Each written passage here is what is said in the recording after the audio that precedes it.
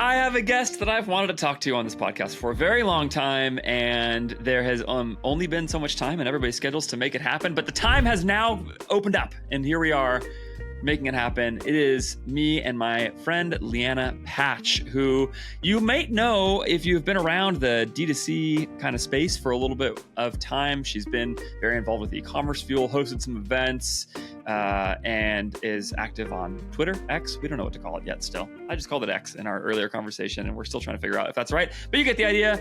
Lianna is great, and she is great particularly on an area that so few people are thinking seriously about in our space, and that is words and copy, actually expressing words in ways that are fun and interesting and creative and clever and sell products all at the same time, which is a remarkable task.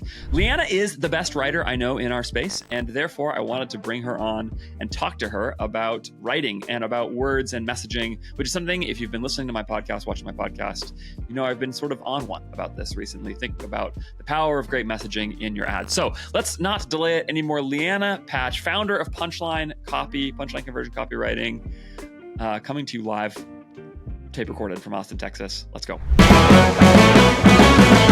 Hi. Oh my gosh. This is one of those intros where I'm just going to clip it and like save it for a rainy day when I feel really bad about myself, and also like text it to my mom to be like, see, I'm a real person.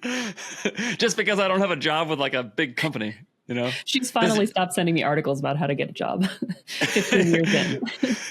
Do your parents think your job is fake? Is that a thing? They used to. They really used to. Yeah. And then I was like, well, I'm making more than you. They're like, oh, okay. I know.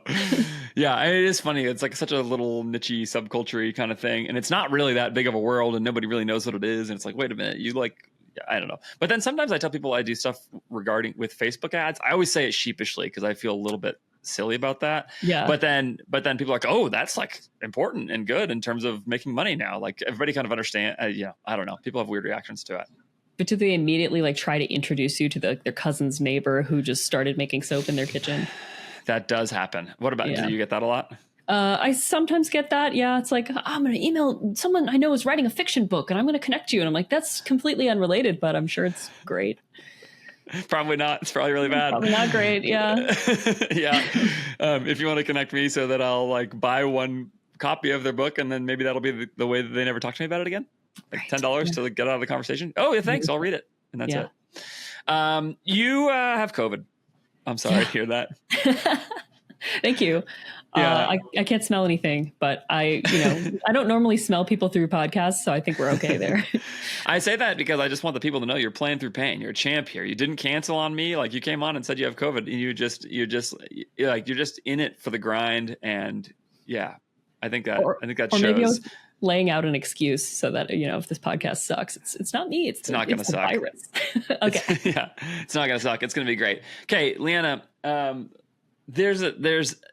I'm not kidding in my intro. Like when I read your copy and when I see you, you actually do some stand-up comedy as well, right? I used to. Yeah. Yeah. Right. So, you've put real time and effort into how words communicate meaning. And in your case, a lot of that is also in the realm of humor and thinking carefully about how that happens. But even something like stand-up comedy, one thing I've noticed about stand-up comedy for a while is that good stand-up comedy actually partly requires doing all of these things, like creating premises for people that they can latch onto. Otherwise, your joke doesn't really work, right? There's an old interaction. I'm going to ask you a question in a second here. There's an old interaction on Studio 60, the Aaron Sorkin show. Okay, so here's my question for you. Are you an Aaron Sorkin fan or hater? Like a fan from afar. I love The West Wing. Right. Yeah, me too. Yeah.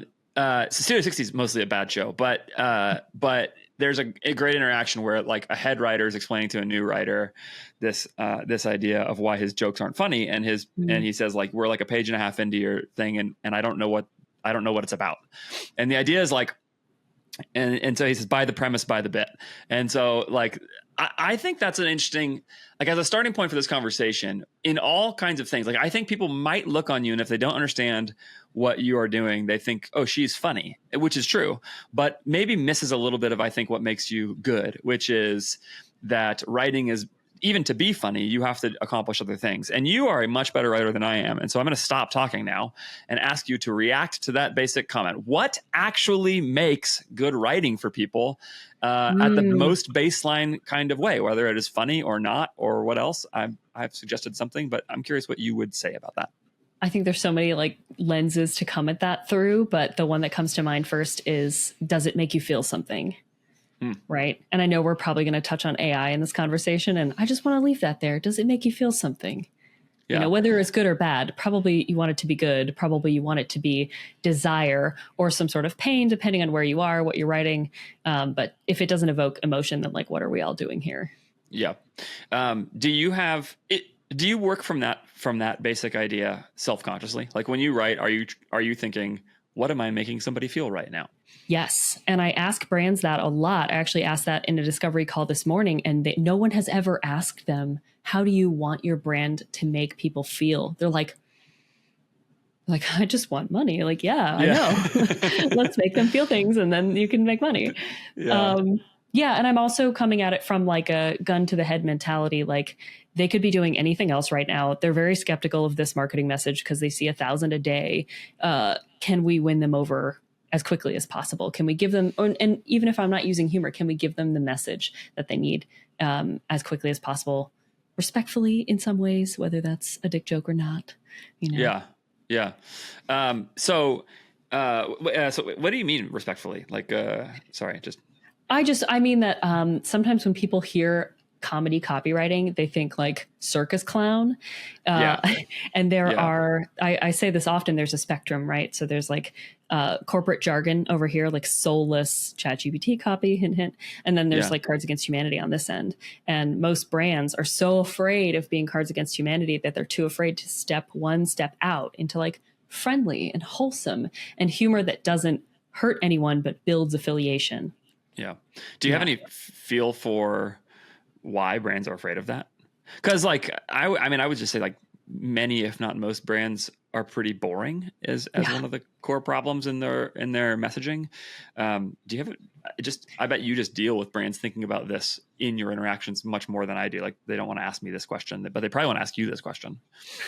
Well, I think it's a privilege to be able to be thinking about brand voice, right? Like there's so many other things to fix first. There's a lot of lower hanging fruit. You can have a perfectly fine converting product page without ever considering voice, even if you just have regular garden variety copy. So it is kind of a privilege to be able to think about it. And then what was the first part of your question? I'm going off on a tangent. Why do brands, why are brands boring? Is that what I asked? Something like that? Like, why are they afraid of being fun? They're afraid because there's risk inherent in humor, right? But you get to decide how much risk you want to take and how worth it the risk is to you, right? So Cards Against Humanity alienates 90% of their potential customers, but that 10% that loves them will buy everything they make. Yeah. That's interesting. That's really interesting. Do you apply that same premise to brands then? Basically, I mean, how much do you end up being a therapist for the founder and saying like, it's okay when your Facebook comments are nasty. That's actually good. It means that they're reacting to, you know what I mean? I sometimes say that, although I'm also a person who takes it personally. I think I tweeted once, like, me to clients, unsubscribes are great. You're building a more engaged list. Like me to myself. You know, I'm not sure if I'm allowed to curse on this podcast. Yeah. It's fine. People are I mean, if you're listening to this with your kids, what are you doing? Forget the cursing or not. Like your poor kids are going to be so bored by my podcast. Like, or your kid is like starting a Shopify instance behind your back and like starting to sell lemonade. Right. It's one of the two. You either have the super entrepreneur kid, which is probably like, some of the. Oh my God. It's like a kid selling freeze dried lemonade tablets. That's the new lemonade stand, isn't it? Did I just invent freeze dried lemonade? You did. I think I did. Okay. Yeah. And the idea that that's really funny. It's also a very like, it's also just a very like modern, annoying way to look at something in the sense of like, what if we took the adorable and sweet thing of children selling lemonade and we monetized it with a better product that you could sell at scale, you know? Like, teach them they're only worth as much revenue as they can bring in. That's a normal lesson to learn in childhood. Right. Yeah. Go ahead. I was going to say there is a process of sort of not founder therapy, but like exploration, right? Discovery. Like, what do you as the brand owner think is funny? What resonates with you? And can we use pieces of that to create a brand sense of humor that not only like feels right for the brand, but is something that you can carry on long after I've ridden off on my horse into the sunset. Yeah, it's like right. Ridden off into my horse now. Well, so are brands capable? This is like one of my big questions for you. Do you have the kind of business where you become absolutely 100% unfireable for them? And what I mean is, like, can brands actually do what you just said, which is take the foundation you built for them and then keep doing it? Like I have this big question right now about ad creative, and I'm thinking about it through ad creative, though this applies much more across the entire business than just ad creative, which is like, can you actually teach people to think and communicate clearly with words? And like I was sort of hinting at earlier, I think that's part of being funny. And so I think you may be coming at this from the lens of humor a little bit more directly. I'm a really boring writer. But my number one thing I try and do is be clear. Yeah. And so anyway, can you actually teach people to do this? Yes. Oh, yeah. There's so many great copywriting courses out there that are just like, okay, think about the order of the messaging. Now look at the line level, and is every sentence clear? And then can we go punch up things with specific imagery? You know, there's all these elements of good writing that have been codified for centuries, right? Yeah.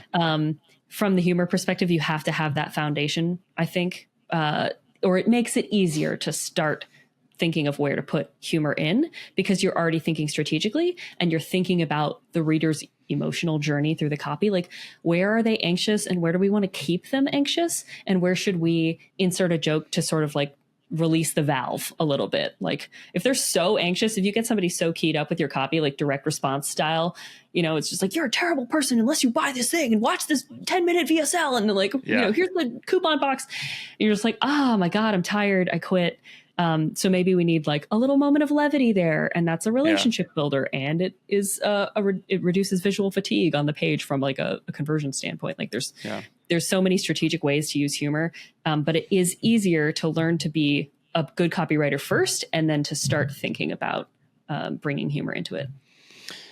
So you would just teach being a good copywriter through writing courses, basically, as the way to do it, and sort of help people learn the elements of what makes this work for people. Like, how to communicate clearly is not an art. It's probably an art too, but it's like a science a little bit, you know? Yeah. And some people are, you know, start at a place of a bigger gift than other people, but you can definitely learn. And then I think some people will like plateau, and other people will get really obsessed with it and start studying like the linguistics of comedy and like the structure formula for jokes so that they can go all the way down the rabbit hole. And those some people are Lianna. Yeah, that's me. Talking about me. You teach people this. We should just talk about this right now, because you're talking about teaching people these things.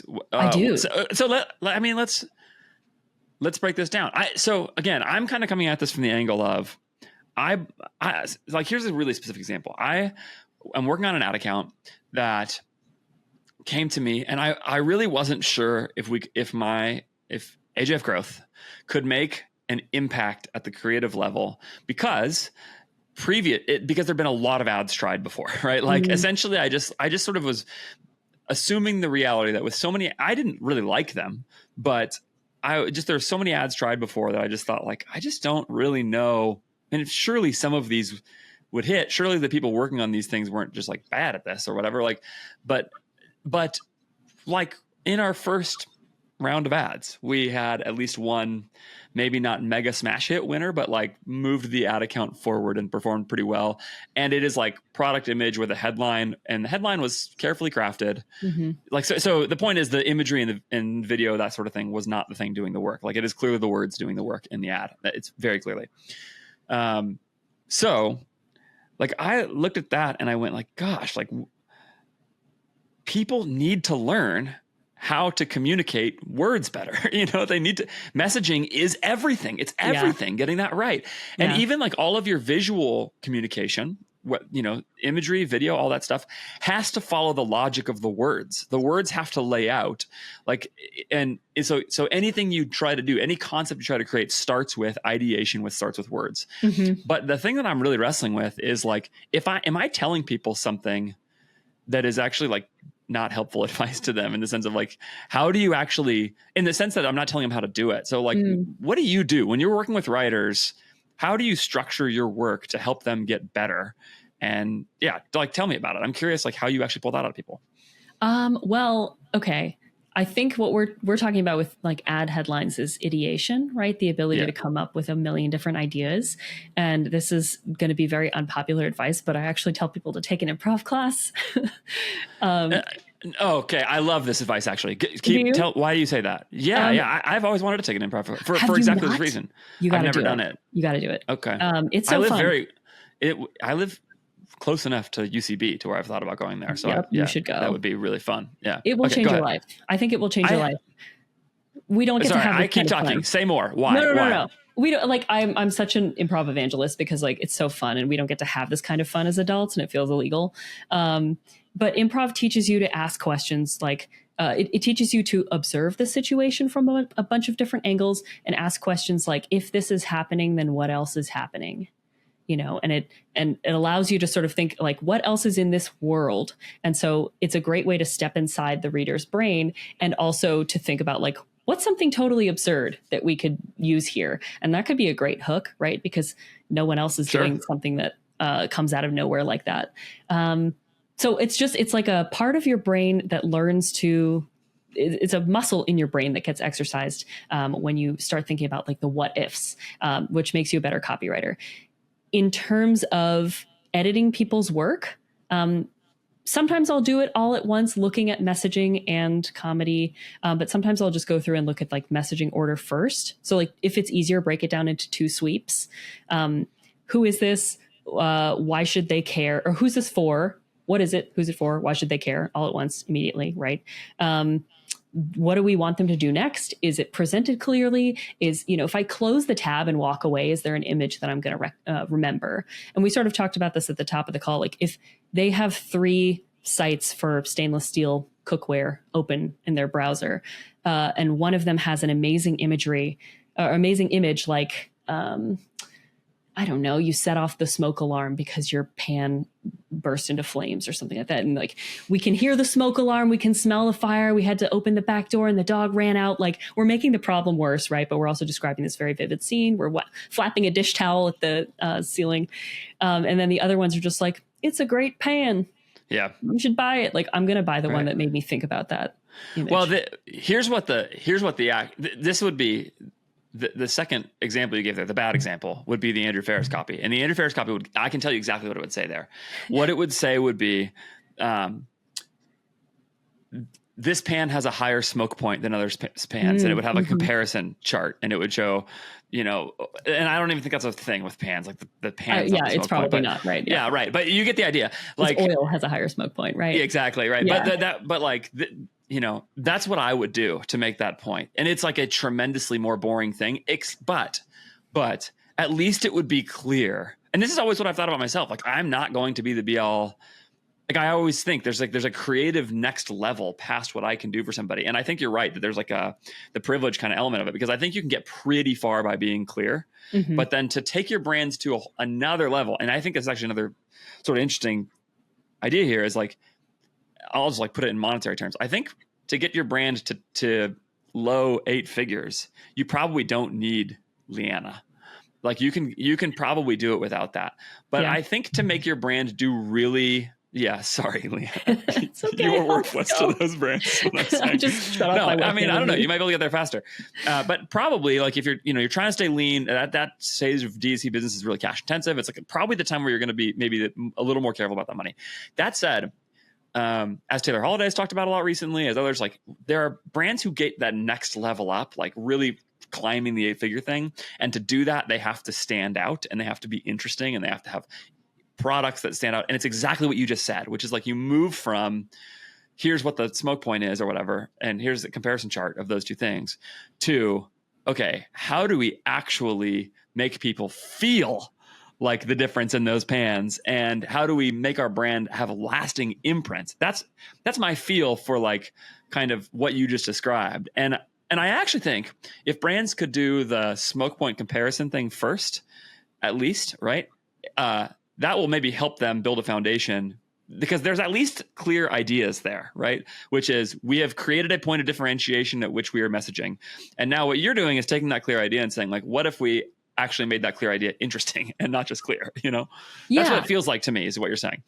Yeah. And I feel like there are so many brands that understand, like, they're not at 8 figures yet, but they understand the vibe that they're trying to create. Like, they understand the meaning of brand, which is this sort of ineffable relationship that someone has with your company, right? But they're not quite sure how to get there. And so they've invested in product photos, and they've got the fancy Shopify site, and, you know, they've got all their flows set up and they've checked all the boxes, but they're still missing the sort of like soul.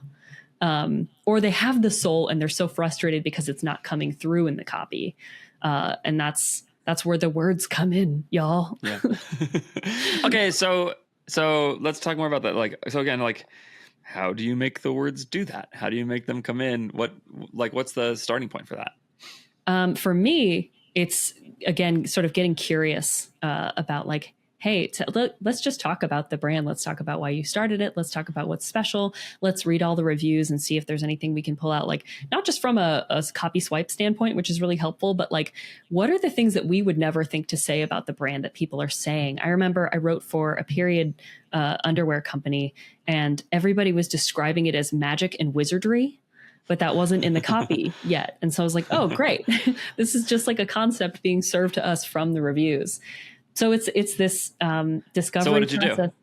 What did I do? I used it in some headline. You know, I basically right. pulled that piece of copy out, put it in a headline in quotes, and like let the customer do the work for me. Yeah. Okay. Which is the dirty secret of all copywriters. You know, we're just like voice of customer research. We're just doing more of that.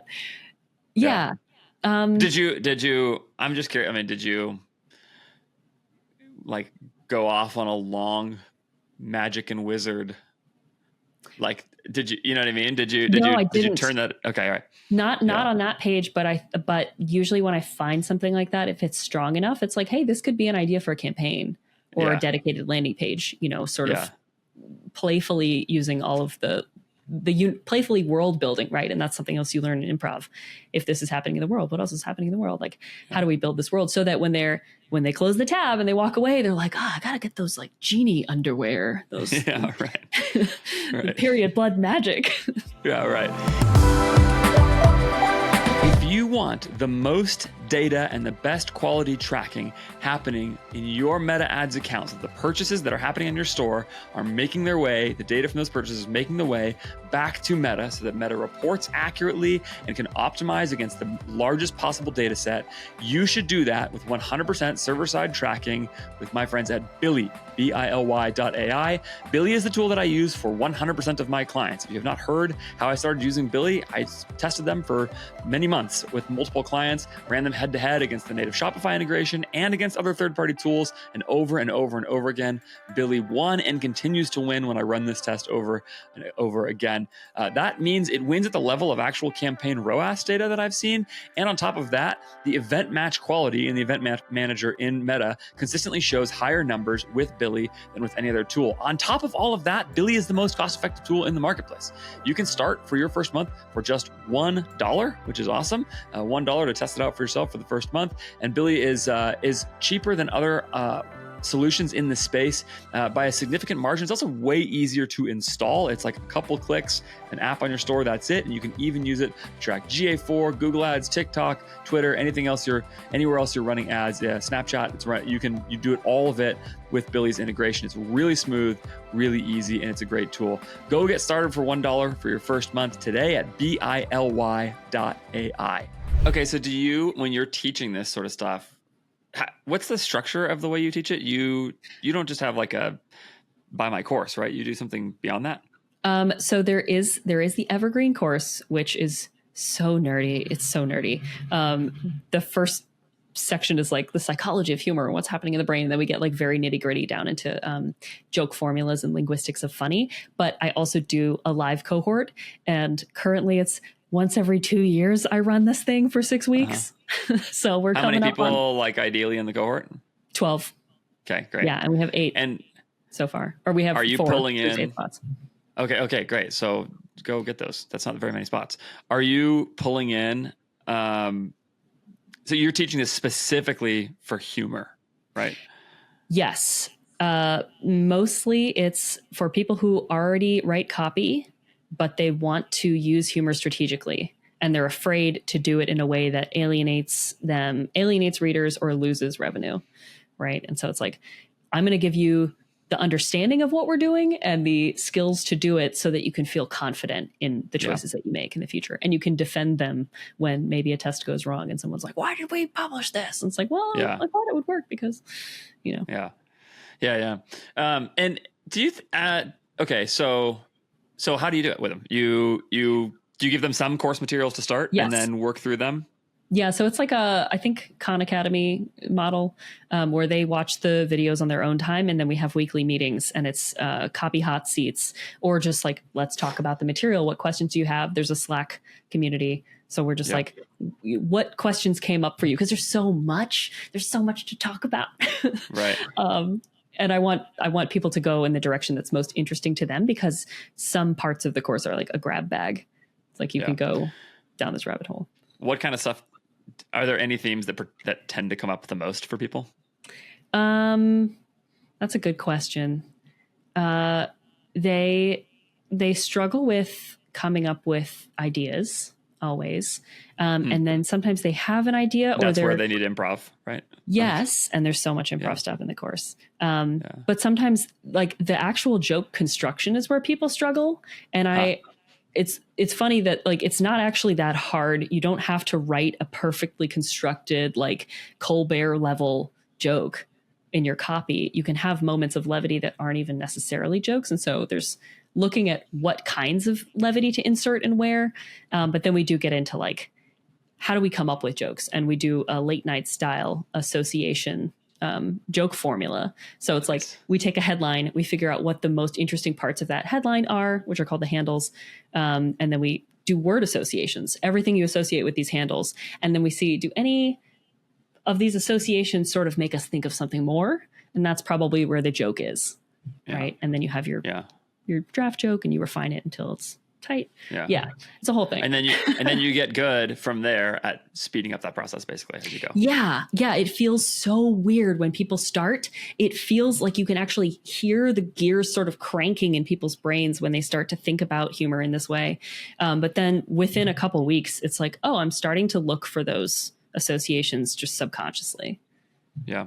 In what context do people end up applying this kind of work? I'm curious, like, does this go into email? Does this go into ads? Does it go into totally non D2C stuff? Like where do people end up going after your course? They go all over. I tend to use a lot of landing pages and emails as examples because that's just mostly what I write. But we make memes that people can use on social media. Nice. Yeah, we talk about like concept level ideation. So like, how do I come up with a fun campaign idea for a client? Oh, have you thought about trying improv? And they're like, oh my God, shut up about improv. I just can't. Do you do any improv now, by the way? Oh my God. I was supposed to go to my first improv class with a new teacher tonight and I can't. Yeah. But I'm really excited about it. He was the coach for my duo team briefly. And I think he's a genius. So next week I'll be excited. That's awesome. Yeah. I would assume Austin has like a good improv scene. Yeah. Tons of improv. Yeah. Yeah. That's cool.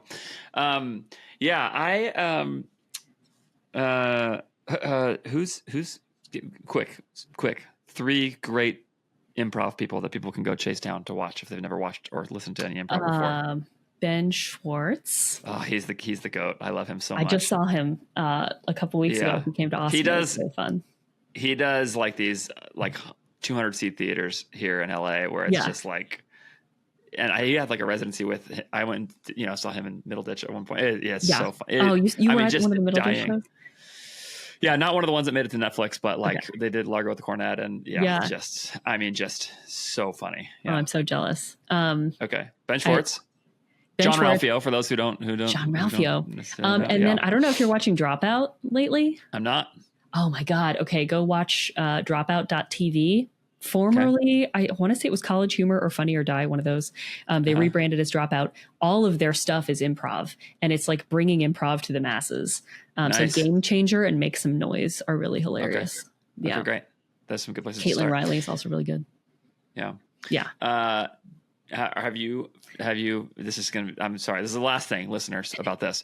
Are you a fan of Jess McKenna? Do you know Jess McKenna?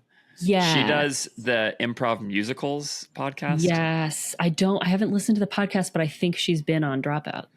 She's I first heard her on Comedy Bang Bang. And so but oh my gosh, I think she's so good. I love musical improv. I took a musical improv workshop once and was just like, okay, so you who sing wants too? to do this with me? I do sing. Yeah. Awesome. I didn't know that. Not right now. That's great. Okay, so let's ask a totally related question with improv. Does being funny sell stuff? Does it actually make a difference in your brand's ability to generate dollars? We talked about that earlier. Yes. Great. Next question. All right, move on. Yeah. There's so many reasons. Tell me why. There's so many reasons. I get so excited about this. One of the reasons is that humor boosts information recall. So if you make a joke either before or after you present an important piece of information, people are more likely to remember it.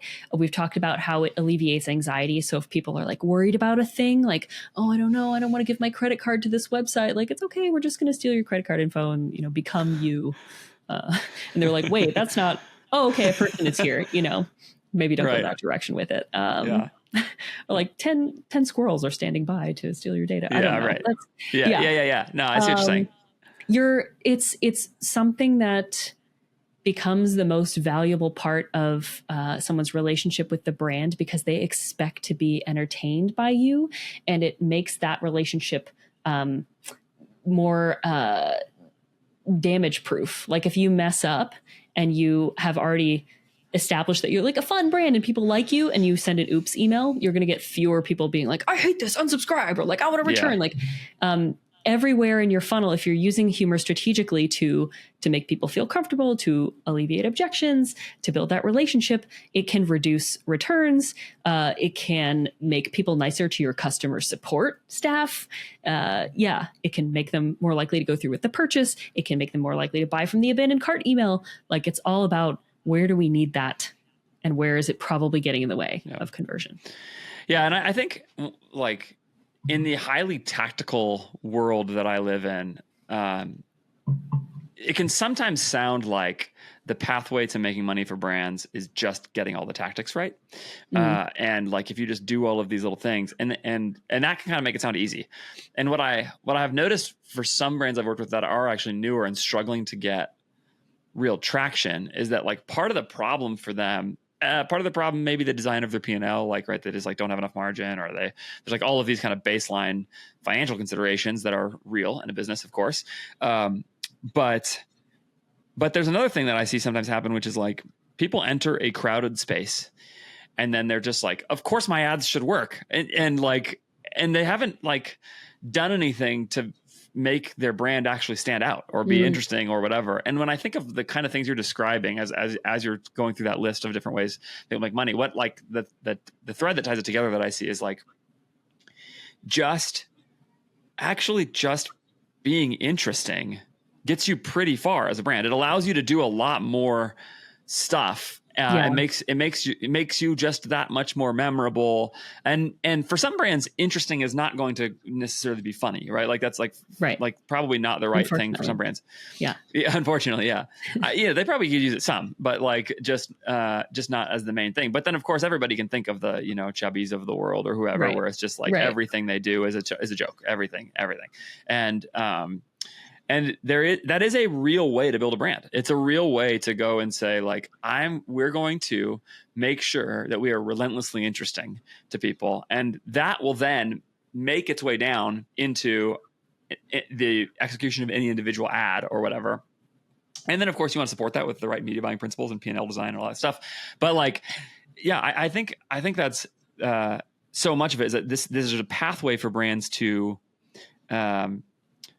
to be memorable, which is just to be funny. And it's pretty hard to make a brand memorable. So like like finding a real way to do that could make a difference. Yeah. And like, what's the way that we can be funny that isn't just what everybody else is doing to be funny? Because, Chubby's was one of the, I don't want to say one of the first, but like maybe one of the first DTC brands to blow up that was using humor so aggressively. And Right. now everyone's doing it. Right. So it's like, we're not just doing what they're doing. We're doing something that's still connected to who we want to be as a brand. And that's still, I hate to say authentic, but that still feels authentic. No, but see, at the time, authentic's the right word, though. I know it is an annoying word, but at the time, there was not obviously another Chubby's in the same way where it was like frat humor, taken to a sort of extreme, silly level. It works really well visually on the internet, and so that's just like, that really did stand out. It was unique to them. It was authentic to them in a way that was good. Now, if you try and go do the same thing again, everybody's gonna say you're knockoff Chubby's. So like the point's not to go be Chubby's. Like there is something to that idea that like, if you want to actually create memorability, it comes before the execution of any individual ad. It comes at the level of doing interesting things as a brand, more broadly. And like, what are people on your team watching and laughing at? And how can you bring more of their personalities into the brand? Like if they're, if they're not just like a temporary worker, they're going to be with you for a while. Like I don't know, we're all interested in the people behind the brand, right? We all kind of want to know. Something I've noticed actually is that as companies get bigger, they tamp down the humor. They start removing it all. Like, I don't know, it's the 8-figure mark, but they start like, oh, we're now afraid to be Chubby's. Like Chubby's has pulled back, I think, a lot. Yeah, I'm sure. Yeah. Yeah. Now you have to be serious now, right? Because now you're not just like some friends who started a business who are screwing around. Now you're like, or whatever, right? And I think that's wrong. I think it's wrong. Sad. It's like a friend dying. I don't know if it's that sad, but it is a little. For me, having a tiny funeral with a pair of shorts over here. You really like brands, Lianna. I do. I really do. Yeah. Okay. There's a lot more I want to say about this. I think this is a very interesting.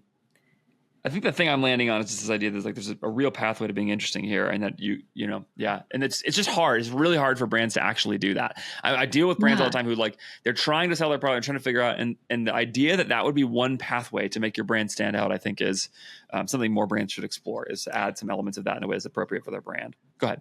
And I was going to say it's possible that you're too close to it. Right. I was talking to a software company owner a month ago or so, and he just casually mentioned that like the company, I was like, why is the company named this? And I won't name them because I haven't gotten permission to talk about it, but you'll probably be able to figure this out. He was like, oh, the company's kind of named after this, character from Franz Kafka's Metamorphosis. And I was like, excuse me, what? Like, there's 50 tools in your space, and it's a free tool. It's like a freemium tool. So everyone like Google's picks him randomly, then picks somebody else the next time. There's no loyalty. And I was like, but there could be loyalty if we talked about this. And if we had a little cockroach mascot, his name was Gregor, and he visited your inbox with your file, like scurrying into your inbox with your converted file. There are things. You have the idea there. You already have the husk of the idea, right? You're saying like, but he can't see it because it's just his brand. He's been running it for years. So it's like sometimes you need somebody to come in and be like, hey, why is that way? Or why did you choose to make this? And then all of a sudden there's a fun story to tell. Did you ever watch the Adult Swim cartoon Home Movies? No. Okay. There's a really good episode of that show where they do it with some fourth graders make a rock opera about the Metamorphosis, and it's great. Anyway, that's all. Nice. Okay. I actually wanted to go to another place more tactical and specific, which is down to the level of actual writing, which is AI. You mentioned it earlier. Oh yeah. This is another thing I've been thinking a lot about recently. AI is bad or good? Lianna, go. AI is bad in that it's stealing from creators and devaluing creators' work.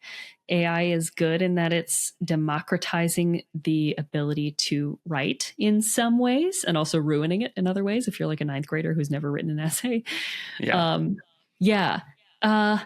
In terms of AI for e-commerce, a lot of people have said like, oh, I just don't hire copywriters anymore. I just have ChatGPT or Claude do it. There's some people who go really hard on that. And I think it's going to get you to like 70 to 80% of what you need. If your copy was garbage, or you were just using like the manufacturing copy that came with your drop shipped product, you know, that's like written in China, then ChatGPT will get you to 80% good. But it literally can't be original. It can only pull from what's out there, as we know.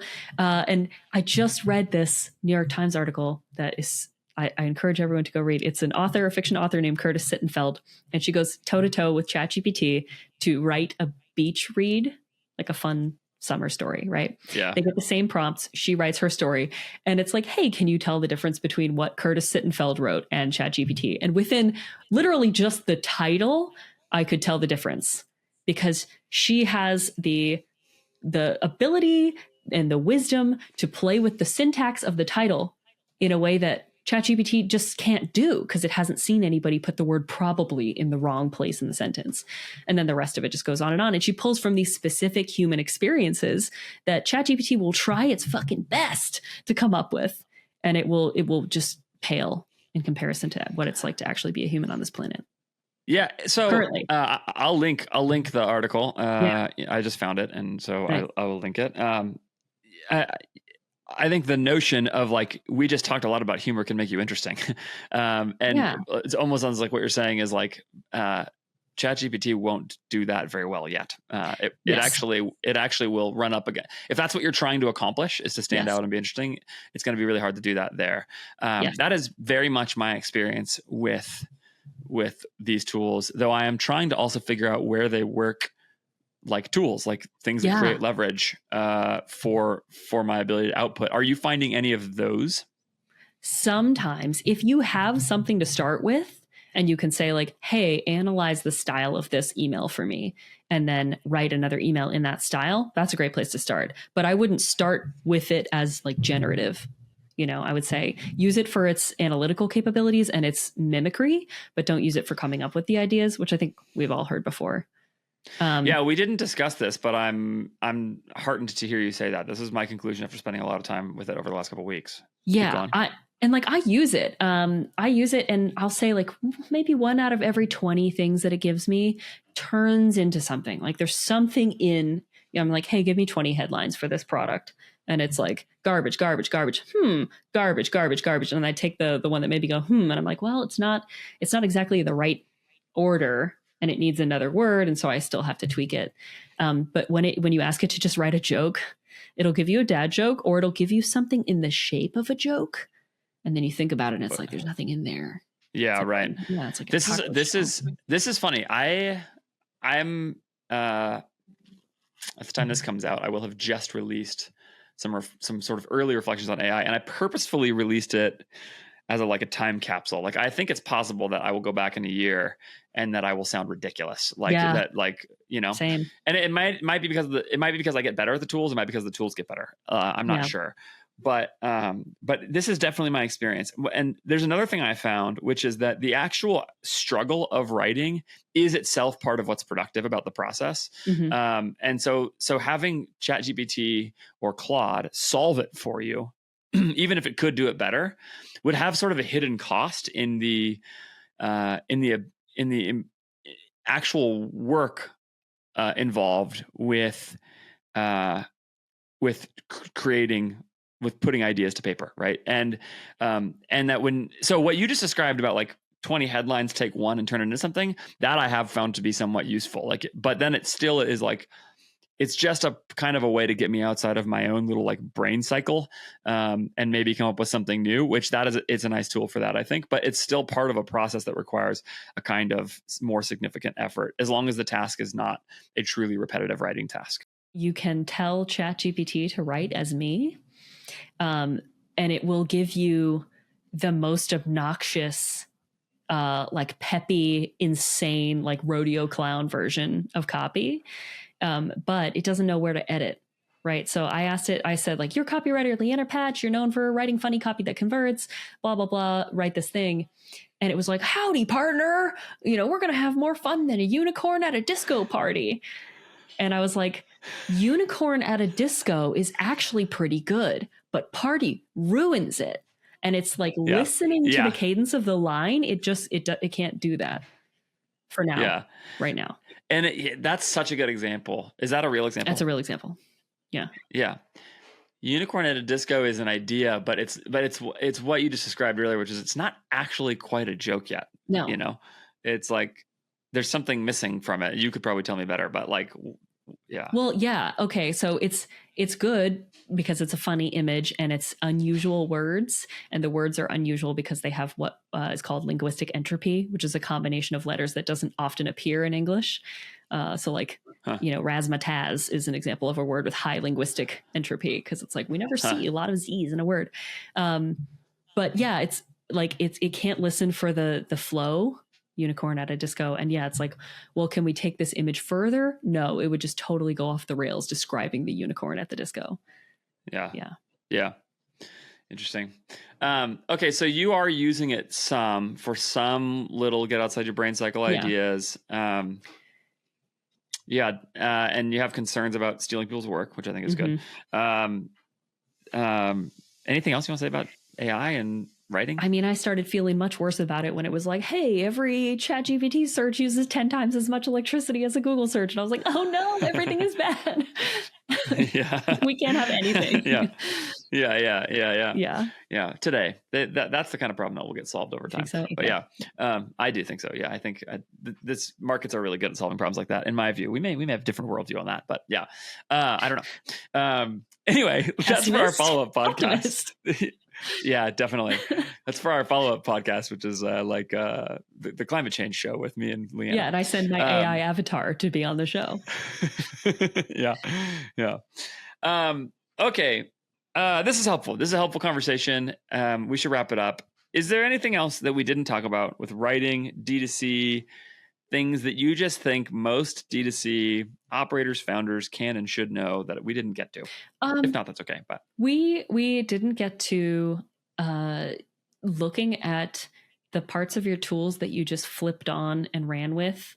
And I talk about this a lot because I think it's such a low-hanging fruit. Like in Shopify and Klaviyo, those like abandoned cart emails or whatever they are, I would say like a surprisingly huge proportion of brands just turn those on and never think about them again, especially like order confirmation emails. But especially if you've given attention to the front part of the brand and you get somebody in the door and they spend money with you and then you just sort of like flop them into this wet, lame, like your order is on the way. Thank you for shopping with us. Yeah. Like it feels so lame and it kills your retention, right? So think about parts of the funnel where you can go add some fun and human, even if they're post-purchase. Those are famously like 95% open rates too. Like everybody opens their order and shipping confirmation emails. Yeah. And so it's like a really surprisingly high leverage way to do something interesting. Yes. And everybody for a while was doing the CD baby version. Do you remember that confirmation email? Is it the one where it's like, we're all excited and so this person packed your order and stuff? Yes, we like took the CD off a shelf and put it on a velvet pillow and everybody applauded and then we rang a bell and we took the rest of the day off. Like everyone's done that version, but like, can you do something else like that? That's the version for your brand. Yeah, that's great. I think that's a really good, highly tactical point, which is like, those do have such high open rates that there's like a good opportunity to make a good impression there. Yeah. Because you will get people's attention. Surprisingly. Yes, that's great. Anything else? Any other like Lianna Patch toolbox? Tiny tactical tips. Ooh, the TPTs. I don't know. Try a new sender name.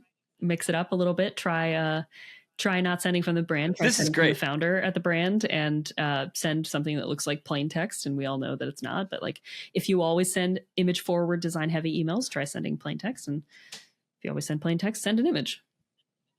Okay, great. Sender name, plain text. Yeah. Keep going. Oh, what other? I love this rapid fire.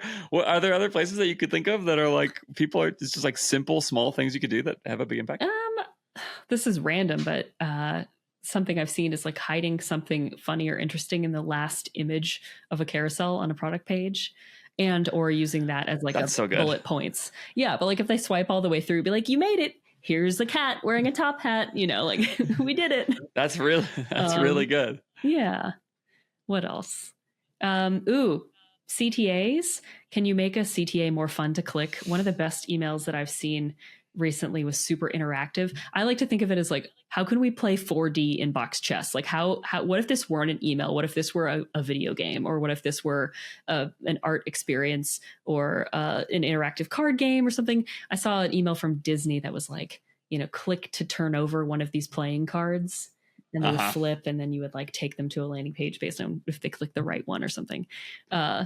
Yeah, there's some brands that are doing fun things in emails, but like, what if it's not just an email? Yeah, improv. I think there's some of that sort of pattern interruption, right? Just like you're so used to seeing shop now on a CTA. It's like, what if you did? I mean, the idea I just had as you're talking is like, what if you just made a CTA that was gigantic, that was just like a paragraph of, I mean, it would probably not look like a CTA anymore. You'd have to figure out how to still make it read as a CTA. But like, yeah, if it was just like a sentence long, like if you click this, you will get to take into the next page, which will have all the information you need. And also, we'll take your money from you, whatever. Like something like, obviously that's very top of my head, but like, as you're talking, that's what I'm thinking is like, do little things that are sort of little pattern interruption, things like that. Do you want to re-record this whole podcast and I can talk about like all the fun things to do in emails? Yes. Yeah, I do. And by that, what I mean is, let's schedule another one and we'll do like, it'll just be like Lianna Patch, pure comedy tactics. Great. Just like that'll be the whole thing. Great. Yeah. Cause I literally have a talk about this, about fun stuff. Okay, great. Okay. I'm going to, the moment we hang up. Oh my God. So make sure you subscribe to this podcast. We are going to do another one and it will be, I mean, not right now, probably. I have to pick up my kids, so they probably won't like that if I tell them Daddy was recording an important podcast. And then they're like, I work from home. Sorry, go on. Yeah. No, because that woman said the F word. Remember? Damn. So if you would, yeah. Okay. This is great. We're going to do another one about this. It's going to be all tactics next time. No conceptual anything. Great. We were not allowed to talk about the concepts behind the tactics at all. No improv. Yeah. Okay. Thank you, Lianna. People should go sign up for your cohort. They should go do it right now. They should stop what they're doing and sign up and make their brands more interesting by being better writers or have somebody on their team go and do that. They should go do that at punchlinecopy.com/cc for conversion comedy. Great. Punchlinecopy.com/cc. The link, of course, is in the show notes. I have no referral fee on this, by the way. I'm absolutely not skimming some off the top. No, we can't. No, we can't. Okay. No. Yeah, great. Ethics thing. I do probably, it's probably worth me saying that because there's a lot of shilling that happens. And so I try to be really clear anytime I'm shilling. X.com, twitter.com/Punchline Copy at Punchline Copy is the place to follow Lianna on Twitter. I believe I have said your name right every time in this episode, as I was corrected from calling you Lianna earlier. Yes. Sorry again about that. It's okay. I've moved your name in my notebook from the left-hand page to the right hand. So nothing bad will happen to you. Yeah, it feels good.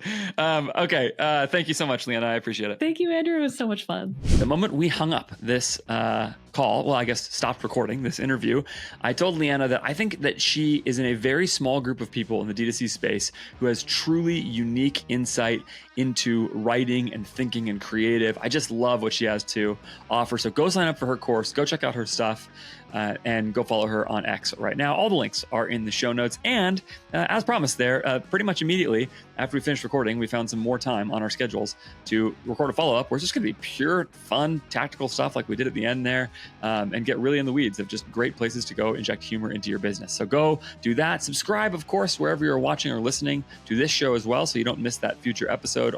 I have so many good episodes coming up. Holy cow. I've got Ashwin Milwani coming up soon from Obvi. I've got some more solo episodes on some stuff that you're going to be really interested in. And I have very, very soon here a throwdown with Bill D'Alessandro and Drew Fallon talking about revenue-based financing and what kind of loans you should take. Really good stuff. Subscribe to all of it. And don't forget to visit ajfgrowth.com to look at everything that I am doing. And if you want to work with me, you can fill out a form there to do that. And sign up for my newsletter in my email capture there. So thanks so much. That's it. You know how to do all that stuff. I'll talk to you next time.